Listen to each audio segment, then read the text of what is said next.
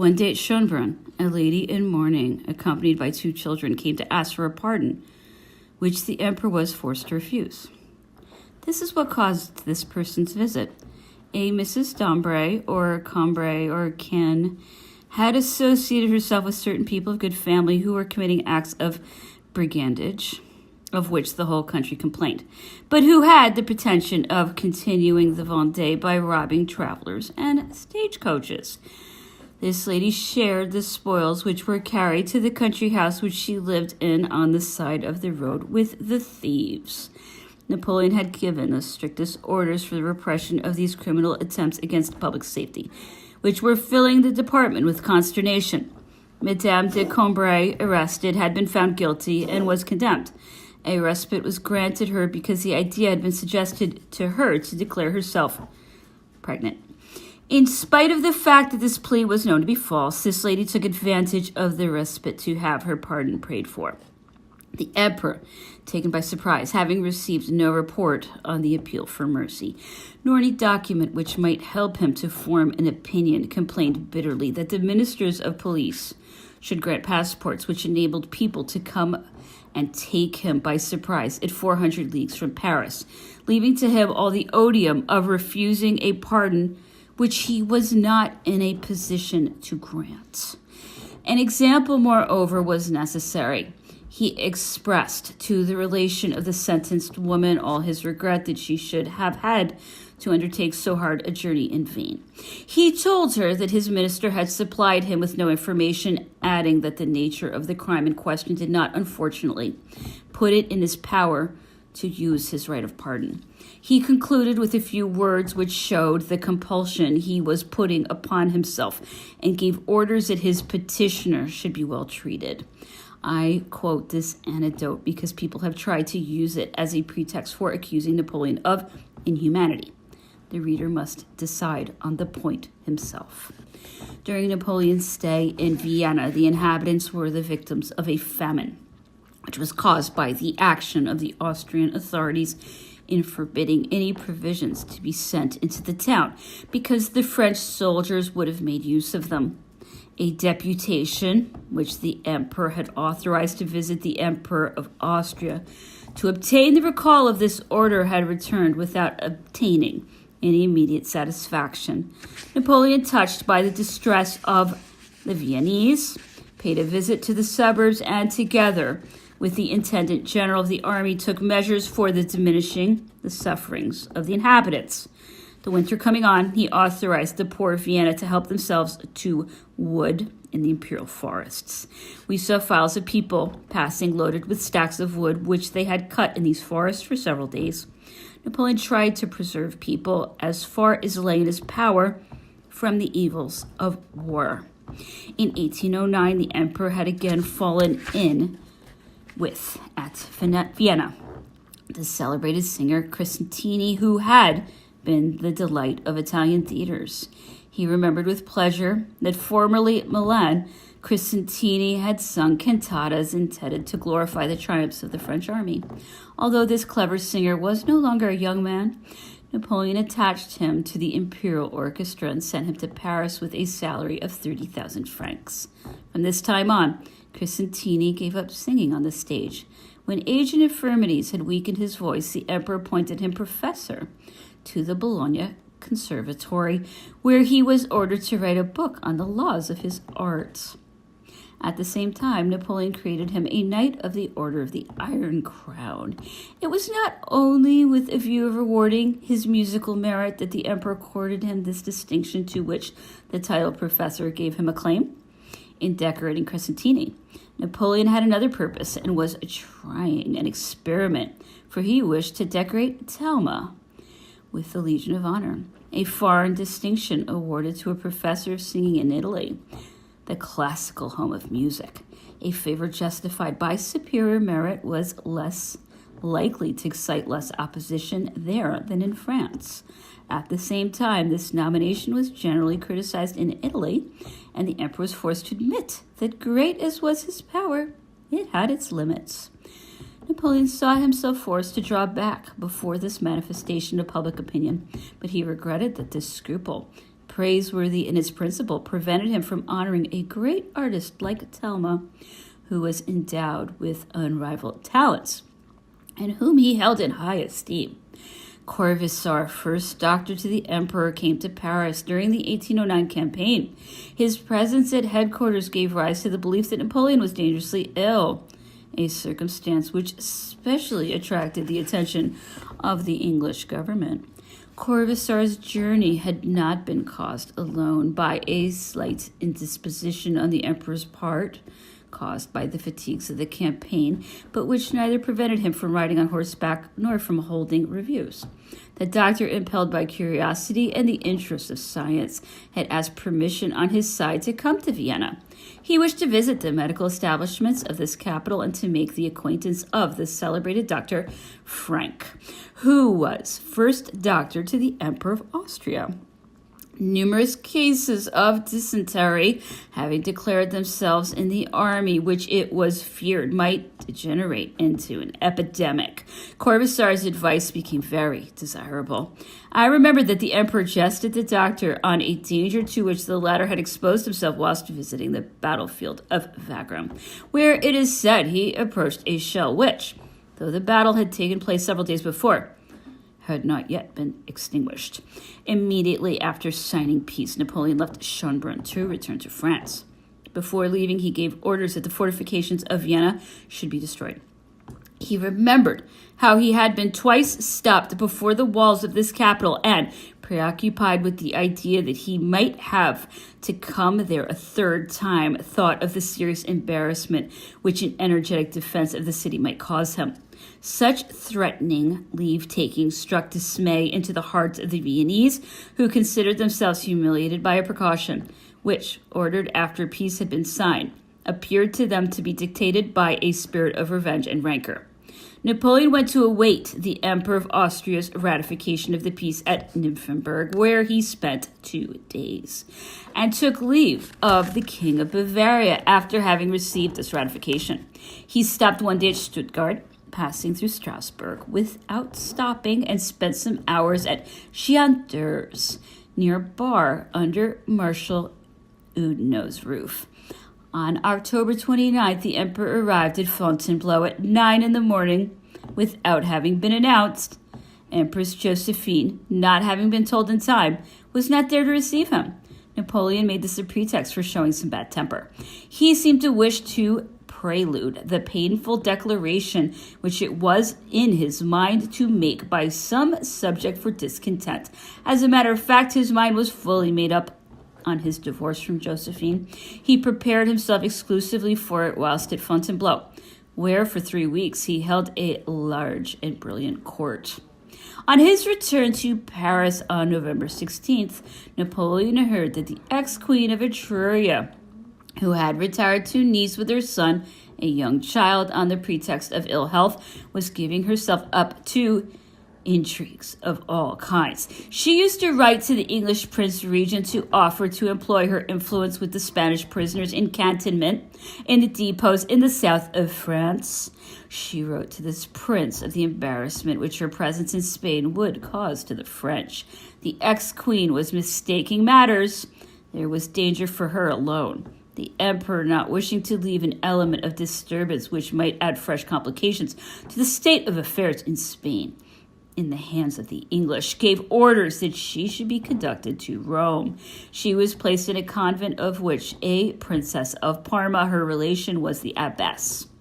Napoleon informed King Charles IV, at that time in residence at Marseille, of what had happened and pointed out to him what steps had been, as a measure of prudence, rendered necessary by his daughter's ill-considered conduct. Before approaching the great event of the emperor's marriage and divorce, it may be well to pass in rapid survey the state of our affairs in the Spanish peninsula. Austria's declaration of war, enforcing Napoleon to leave Spain, had served the coalition better than the untimely rising of the Spaniards. Napoleon's absence was sadly felt in the peninsula, where our military operations were characterized by a want of ensemble and harmony. Brilliant successes had been achieved, but had not been followed by any decisive results. A want of unity in the command and the dissensions of the marshals amongst themselves prevented the fruits of these victories from being gathered in. To remedy this bad state of affairs, Napoleon replaced Marshal Jourdan in the functions of Major General to King Joseph by Marshal Soult, who was younger and had more experience in making war in the emperor's own fashion. As to Portugal, she had been abandoned. Military operations were being carried on with more success in the east. General Suchet, appointed commander of the army of Aragon, had restored discipline, abundance, and victory. The taking of the fortified places of Aragon and Catalonia and the occupation of Valencia won this general the baton of Marshal and the title of Duke of Albufera. It is sad to have to add that Ferdinand, on hearing of the victories which had been gained over his countrymen, who formerly had been his subjects, addressed to the emperor in his and his brother's names the most obsequious congratulations couched in the most humble expressions, and protested his sincere respect for and blind submission to the imperial will. Since 1792, Europe had been making war on France, a war of extermination, and France had come forth victorious. The bitterness of her enemies, far from crushing her, had rendered her great and powerful. The emperor thought that a marriage with a foreign princess would calm the anxiety of the powers, which would then no longer have reason to fear revolutionary propaganda, that this tie would enforce the acknowledgement of his glory, would diminish the dangers of the retrocessions which France would be obliged to make when universal peace was established, and in one word, would become the means of a lasting peace. He foresaw also that the want of a natural heir would, after his death, hand the empire over to rival ministers, as had formerly happened to the empire left by Alexander the Great. Nevertheless, Napoleon hesitated for a long time before breaking the union which was endeared to him by long-standing and true attachment. Politics, the future peace of the world, imperiously commanded the accomplishment of his design. His age forbade him from longer hesitation.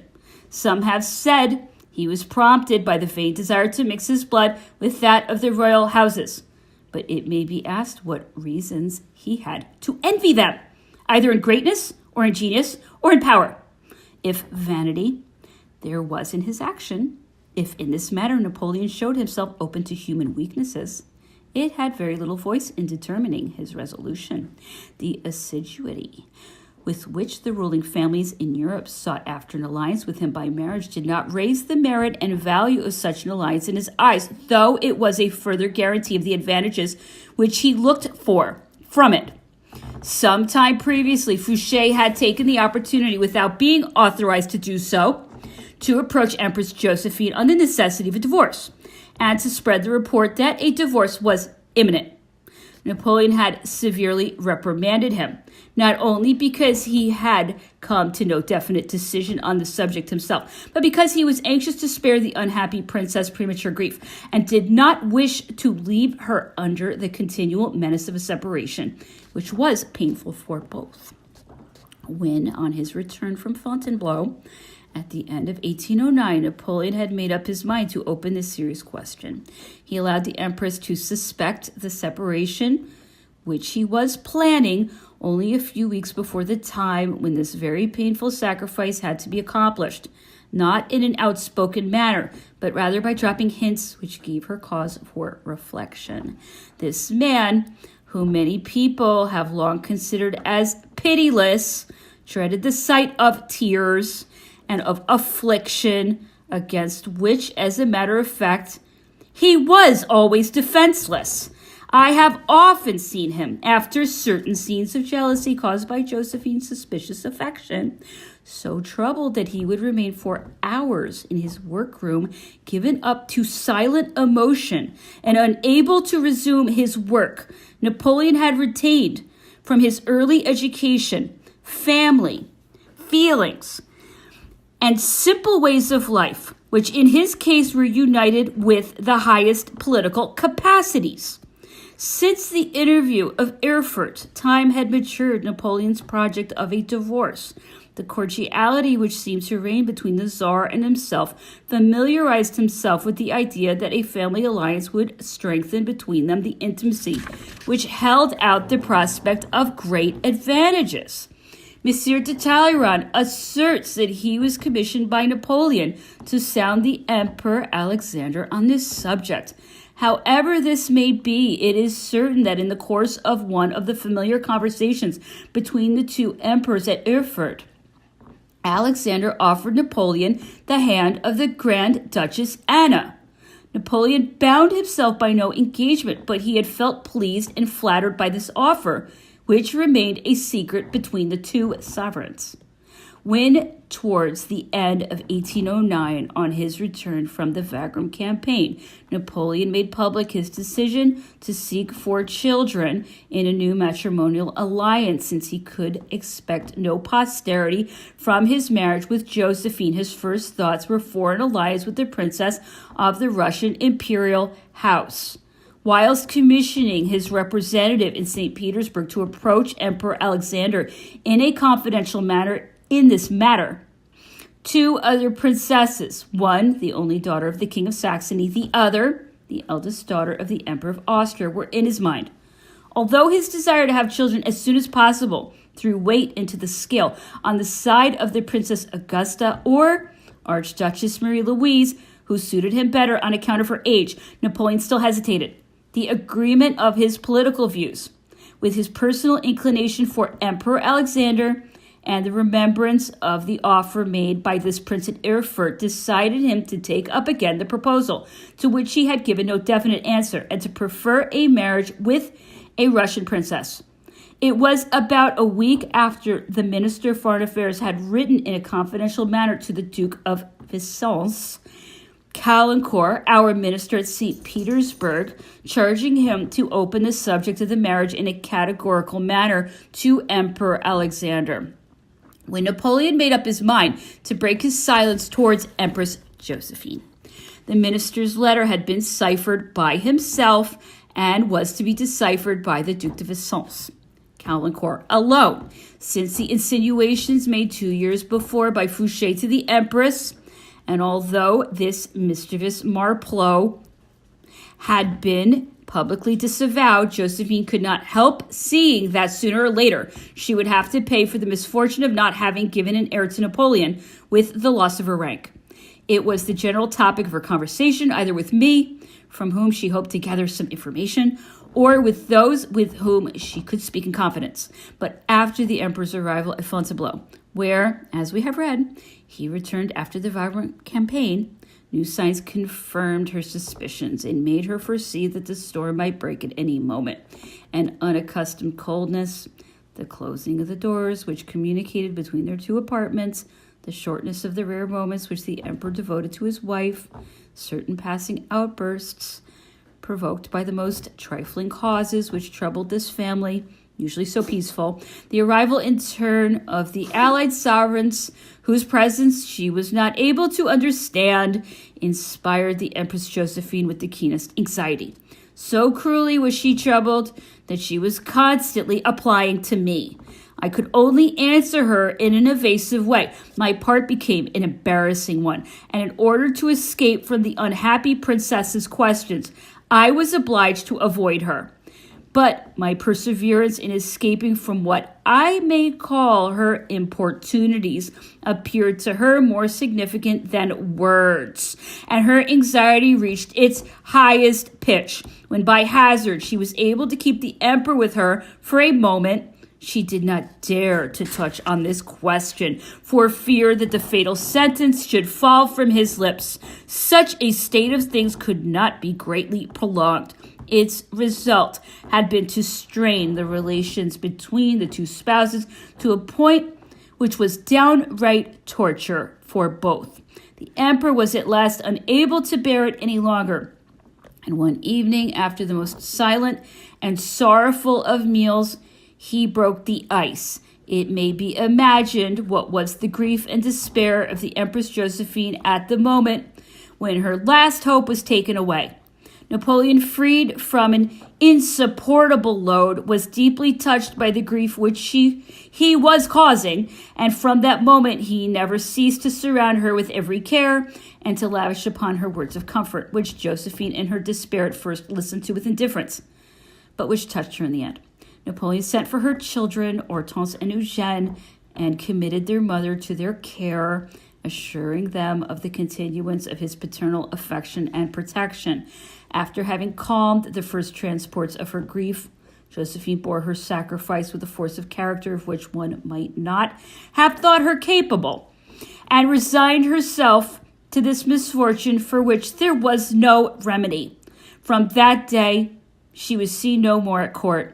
She, however, came out of her voluntary retirement on 2 subsequent occasions. Once to be presented in a pew at Notre Dame at the Te Deum, which was sung for the Peace of Vienna, and once to accompany the emperor to the mansion house to the fête which the city of Paris gave on that occasion.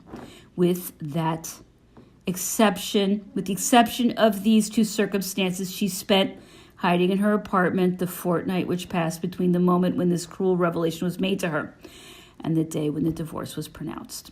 However painful this fortnight must have been for both, it seemed a terribly short time to Josephine, who could not accustom herself to the idea of the loss of her rank, and above all, of being separated from Napoleon, whom she dearly loved.